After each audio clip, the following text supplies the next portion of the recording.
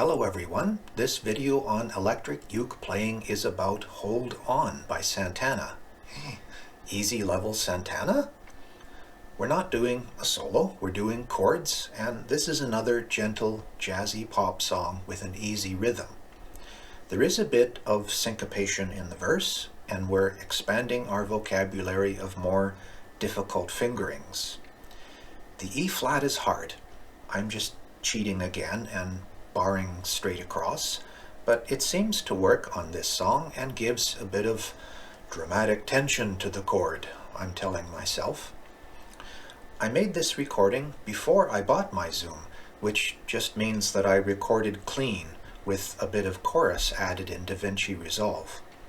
Because there's again no distortion, try to work on making your chord fingerings clean, and so that you don't touch other strings with your finger.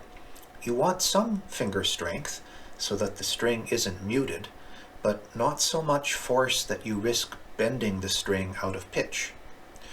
Do your best, brag to your friends that you can play Santana, tune your uke, and let's go.